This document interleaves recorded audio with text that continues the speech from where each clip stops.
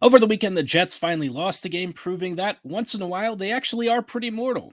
After a bit of a tough start from Laurent Brossoit, the Jets still rallied and gave it a really close run, making a 3-2 loss feel a lot less bad. We'll dive into all of that on tonight's episode of Locked On Winnipeg Jets.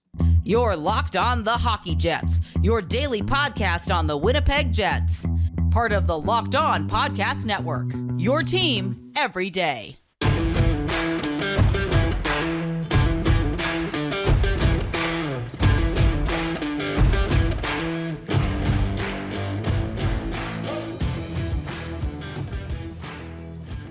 Hello, friends, and welcome to tonight's episode of Locked On Winnipeg Jets, part of the Locked On Podcast Network, your team every day. I'm your host, Harrison Lee, an avid Winnipeg Jets fan and an online blogger. You can follow me on Twitter at HLivingLoco and at LO_Winnipeg Jets. As always, thanks for making Locked On Jets your first listen of the day every day. If you like what you're hearing, be sure to like, follow, and subscribe on all of your favorite podcasting platforms and YouTube. Doing so, of course, is always free of charge, and ensures you never miss another episode. But most of all, we just love and appreciate your support. Tonight's episode is brought to you by Sleeper. Download the Sleeper app and use promo code LOCKEDONNHL to get up to a $100 match on your first deposit. Terms and conditions apply. See Sleeper's terms of use for details. Now, like I said, the Jets finally lost a game after winning 5 straight. The 6th win just unfortunately was a little bit out of reach. The Jets were in Nashville, and obviously, the Preds this year have been a little bit uneven, right? You look at their record, they're like 10-10 now after this game, and I think the first thought is, well, why did the Jets lose, right? Was it because the team wasn't good enough? Was something else wrong? What happened? Honestly, a lot of the early issues kind of stemmed from the fact that Brossoit just, he really had a tough start. And while he did settle in after the third goal against, you notice I said after the third goal against, he surrendered 3 relatively early in the game. And after that, it just felt like the Jets were swimming in mud, which is kind of odd because when they came out in the first period, Winnipeg was really fast. Winnipeg honestly could have had like 4 goals were it not for Jussi Saros. And that's kind of where there was the defining line in this game, right? Saros, was real good. Brossoit was real bad. And unfortunately, once in a while, your goalie, you really just need to make a save. And Brossoit kind of had a couple of moments where I think if you look back at the tape, he probably wouldn't have been through. And, as a backup, it's tough, right? You're not playing a lot. You're not getting a feel for the puck as much. And so getting put into a game against a team that's lately been kind of hot, it's not an easy task. And so I don't envy it. But, Brossoit's being paid decent cash. You would hope that for the backup, he'd be able to make a couple of these saves at least. Otherwise, this game might have gone real differently. But after Brossoit gave up the first couple of goals, it just seemingly sucked the life out of the Jets for at least a period and a half or so. The middle, 25 or so minutes was definitely in favor of Nashville. And then by the third period, the Jets started to come back. The first goal for Winnipeg came off of a nice little Morrissey rebound. He collected his own, tucked it past Saros's pad, and suddenly the Jets had life. And then not too much longer later, the Jets get a power play, and they only needed 6 seconds to make it happen. Perfetti was alone on a left seam that was walking right down the faceoff circle into the slot, and Scheifele found him, dished him a perfect pass, and Perfetti absolutely ripped one off the posts and in. I think he's got 17 points now in 20 games. Let me tell you, man, Cole Perfetti, I have always felt was a superstar in the making, but even I didn't expect him to start lighting it up this quickly. This has kind of been a real breakout season from him, which is crazy because he's really not being used as much as guys on the top line. We'll talk about some stuff that I'd like to see the coaching staff maybe work on a bit with deployments later on this episode. But overall, I think the big summation from this game is, look, once in a while, the Jets are going to have a stinker. And I wouldn't necessarily call this one a stinker in the usual sense. It's not like the Jets were completely trodden over and just uncompetitive. That's not really what happened. Unfortunately, Brossoit kind of dug them a hole early, and a couple of mistakes later, they struggled to kind of dig themselves out of it. They got really close, which I think is super impressive that they were almost able to come back, but it just wasn't quite there. What I will say is that there were some, 5v5 issues. This was one of the rare games where some of the lines that we usually associate with being dominant kind of struggled a bit, right? The second line was good, not outstanding. The third line kind of lost its matchups. Lowry didn't look like he was quite with it. Appleton wasn't getting into the spaces that we know he's been liking as of late. Nino wasn't as much of a factor.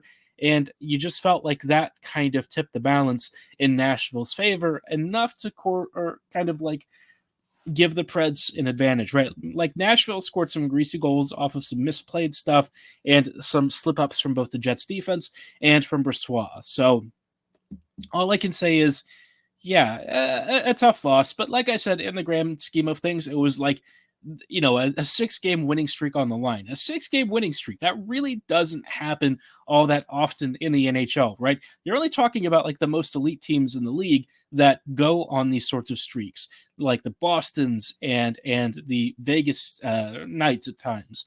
Those quality of teams, and yet the Jets are kind of lockstep with them, right? Winnipeg has continued to be very good in a couple of key categories, enough to where their deficiencies haven't necessarily held them back as much as you might think. The power play has been better at times. The PK is still kind of not great, if we're being honest. But the goaltending has definitely, other than Brossoit, kind of rounded into form. The only thing left really is figuring out the top line. And honestly, there is some good news that I think should actually resolve the top line stuff, and we'll get into that later on. But overall, right, like this game, I don't really care about. It used to be that when the Jets would lose games, we'd sit there and go, ugh, we'd bemoan the same continual problems and the frustrations. Nowadays, when the Jets lose, you just kind of shrug and you say, all right, that's just the start of a new 5-game winning streak, right? Coming up, right? I feel like we all sort of expect the Jets to just be good this year. I don't know if a lot of people have bought in on it yet. I know, Gilbert, if you're listening, I know you feel like I haven't always bought in. I promise you, I do think the Jets are very good. And really, when I criticize this team, I wouldn't say that they're necessarily small issues, but it's more like you're going from being, talking about the Jets as like a playoff team to being like a cup contender. That's the quality of change that I think the Jets are capable of. And some of the stuff that I've talked about in the past is going to be resolved internally. If the Jets really want to get crazy, though, I feel like this would be a super fun year to take a big swing on a Buchnevich or like a really quality player, somebody who can take you from being good and deep to like being crazy deep, right? Something that just makes you so overkill, kind of like the Stastny trade a few years ago. When Stastny came in, it was such a game changer for the Jets, and I think Winnipeg has like the cap space to make something happen. So we'll see how it goes, right? The trade deadline is still a ways away. The Jets are just about 20 games into the season, so we have a long way to go. But so far, so good for a lot of signs. Now, like I said, there were a couple of things that I think I might be interested in the coaching staff taking a look at. We'll talk about how the Jets might be able to optimize some usage and roles in just a little bit. Before we go any further, though, I did want to shout out our friends and partners at Collective.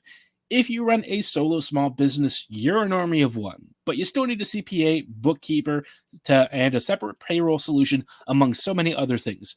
Let Collective take care of the paperwork while you take care of business. Collective is the #1 financial solution for entrepreneurs, contractors, freelancers, and self-employed folks that lets you focus on your passion, not the paperwork. They know that if your business of one makes over $80,000 a year, you'll find the most value from their services.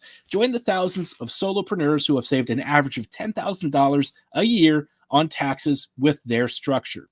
Right now, Collective is offering 1 month free and no onboarding fee when you go to collective.com/LockedOnNHL and tell them Locked On NHL sent you. That's a $550 value for free when you go to collective.com/LockedOnNHL and tell them Locked On NHL sent you. That's collective.com/LockedOnNHL. And again, tell them Locked On NHL sent you. Hello, friends, and welcome back to this episode of Locked On Winnipeg Jets, part of the Locked On Podcast Network. Your team every day. Every day, thank you for joining us in tonight's episode as we talk a little bit about maybe some slight tweaks the Jets could potentially make to usages of some players. Not that it's bad. I just think Winnipeg maybe you could change one or two things to get a little bit more mileage out of some of their best players. Before we talk about that, though, just wanted to let you know about a really cool thing the Locked On Network is doing. They have launched the first ever national sports 24/7 streaming channel on YouTube. And if you know what that means, it's a pretty big freaking deal. Locked On Sports Today is here for you 24/7, covering the top sports stories of the day with our local experts from Locked On, plus all of the national shows covering every league. Go to Locked On Sports Today on YouTube and subscribe to the first ever national sports 24/7 streaming channel. Now, circling back to the Jets, obviously Winnipeg, for the most part recently, has been pretty good, right? You don't have a lot of things to really nitpick. And when I say nitpick, I kind of do mean nitpick. It's hard to really find a lot that I would say is wrong with this team. There's a couple of issues that I think are perhaps worth taking a look at, though.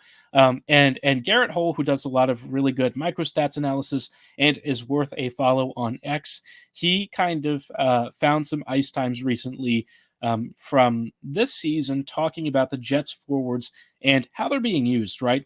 And some interesting trends have kind of emerged. One thing that I think is perhaps not ideal is that Ehlers and Perfetti are still kind of getting around 14 to 15 minutes a game, all situations. And I know people will say, well, they're rested and they're ready for their next shifts. Ehlers always takes short shifts, yada, yada, yada. I get that to an extent. I think the problem for Winnipeg is that, when you're putting out Scheifele, Connor, and Iafallo more than most other players, and also Appleton playing upwards of like 17 to 18 minutes a night, these guys are all very good at what they do. I just feel like when you have Perfetti and Ehlers and at times like Velarde playing a little bit less, Velarde was getting around 17 minutes when he first joined. Obviously, now that he'll be back, I expect him to probably play a more prominent role, and I would imagine it won't take him long to get those those minutes and ice time up. But I just feel like Perfetti and Ehlers are two of Winnipeg's most skilled attackers, and they still don't get enough usage. Perfetti, I've kind of seen him being used a little bit more recently late in games, which is a great adjustment. I think that's necessary.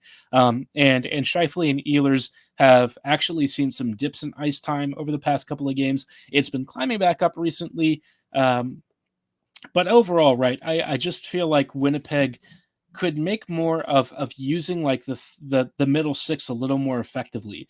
I think a couple of guys could probably do with a bit less time. Like Appleton plays a lot, partly because I imagine he's a big PK guy, and sometimes he also gets thrown out for the extra attacker on like 5-on-6 situations, which I don't know about so much. I'm not sure if that's how I would do it, but I feel like if you want to really up the scoring, there's three guys that really need to see more time. It's Niederreiter, Perfetti, and Ehlers. I don't know how you make that happen necessarily, other than just playing the third line, or not playing the third line, sorry, playing the second line more, because Nemesnikov also doesn't get that much ice time. Nemesnikov, I don't really feel as strongly about playing tons of elevated minutes, but just as long as Ehlers and Perfetti are getting more shifts, I feel like that would be the most sensible thing. The top line this year has kind of struggled without Velarde, if we're being honest, right? They can still score. They still have the skill to compensate somewhat for their deficiencies. But like Iafallo, Appleton, anyone who's not really been Velarde on the first line has done an okay enough job, but it's not been, great, right? Like the Jets don't have a top line that can go against somebody else's elite top line. It's capable of winning some matchups, but not enough. And that's where like Velarde coming back is going to be a huge boost, which apparently Toninato is demoted. So that seems to indicate Velarde should be coming back perhaps as soon as tomorrow, which is great news. The Jets are going to be facing a tough Dallas Stars team, and Winnipeg really could use the extra firepower, especially now that the team is starting to roll and really figure things out. It would be great if Velarde can kind of stay healthy and get into the flow of things. But in terms of, some other stuff, I'd actually like the fourth line to play a little bit more. Look, the fourth line hasn't been like outstanding, but on the shifts that they've played recently, I feel like they've been relatively noticeable on the forecheck. I feel like they've been doing a decent enough job of creating space, and sometimes they even offer some nice defensive support. I know that they're often used as like a checking line to provide fresh legs and let your top six eat, but I feel like they could actually do with eating a few more minutes. I think the third line maybe could play a shade less. Um, Maybe give Lowry a little bit more support on the back end, and give Gustafson and Barron some opportunities to really do well. Janssen Fialbi, he's kind of filled in about as well as you could expect um, for Kupari, but obviously not necessarily the kind of guy who I think is going to be sticking around with the Jets long term. Once we kind of see how Winnipeg does this fourth line with Velarde coming back, I think we'll get a better sense of what Bones' thinking is. For my money, I think Iafallo sliding down would actually make the most sense. I don't know how far down the Jets would be willing to push him down to, but he is kind of like a bottom six scorer, right? I think if you put him in that role, he'll really excel. He's done about as well as you could expect with Scheifele and Connor, but it might be time to think about tweaking his ice time a bit and starting to dial that usage down. Now, overall, like I said, the Jets don't have a ton of crazy changes to make. I think this is stuff that if you make, some adjustments here and there, you're going to see really big dividends. Like I said, this team is in a pretty good spot overall. So when I suggest improvements and stuff, it's not really anything earth-shattering. It's just some stuff to perhaps push this team a little bit further and give them that extra competitive edge, because they really do have a strong team, and they have shown it multiple times throughout the season. Of course, the Dallas Stars are coming into town. It's going to be a bit of a tough test, and we'll talk about what the Jets can expect from a team that, well, unfortunately won the last battle, but now is going to face a more healthy and hopefully stronger Jets lineup. We'll get to that in just a little bit, but before we go any further, I do want to shout out our friends and partners at Sleeper.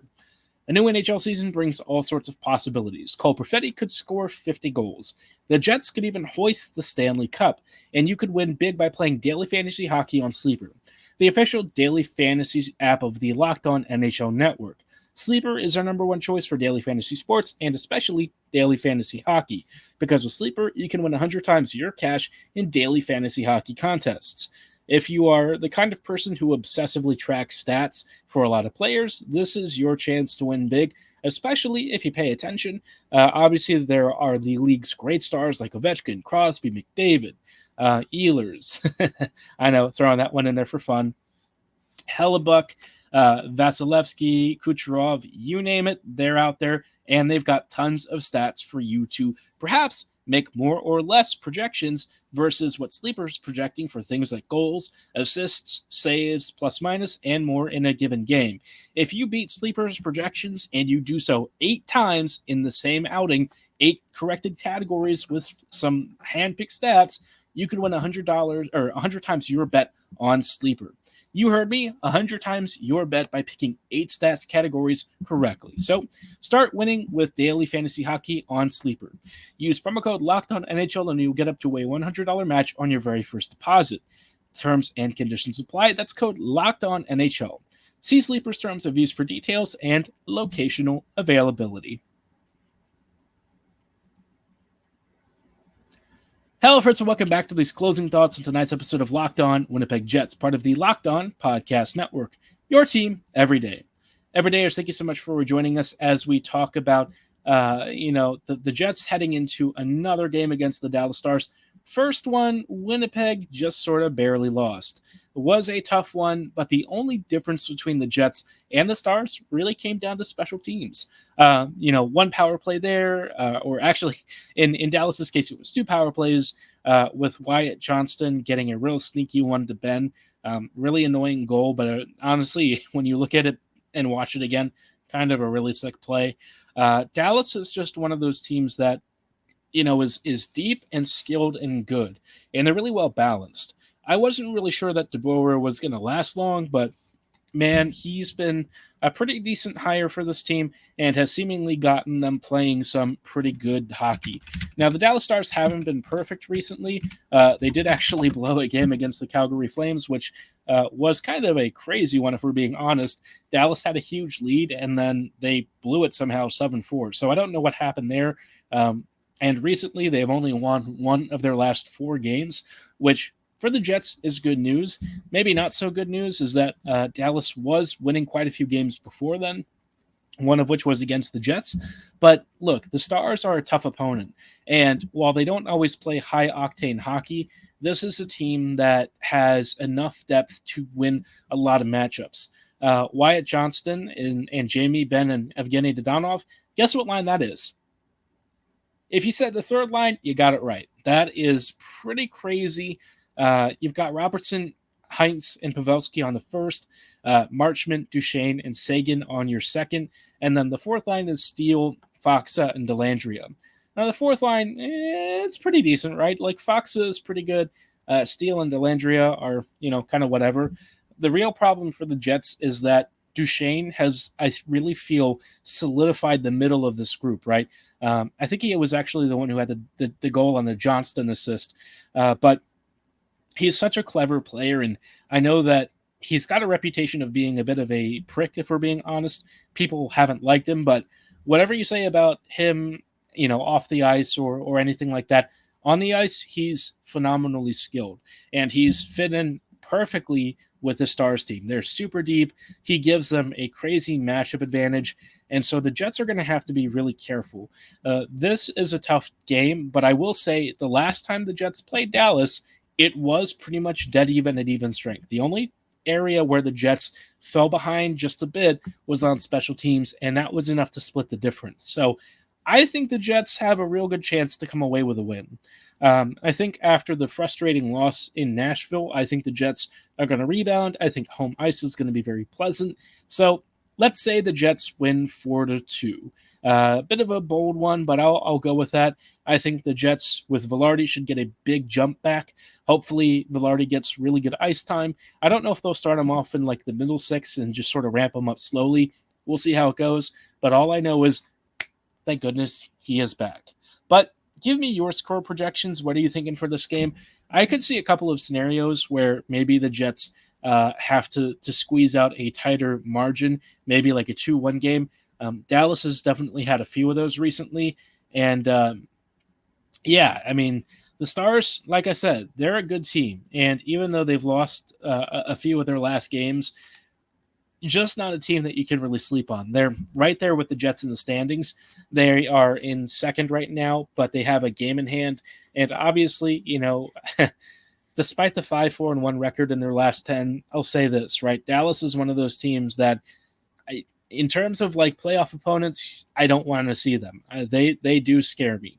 The Jets are right there with them, but until the special teams kind of evens out for Winnipeg, more so on the PK than anything, it's just a tough matchup. So let's hope Winnipeg comes out on the winning end here. Like I said, I think the Jets have a very good chance of coming away with 2 points.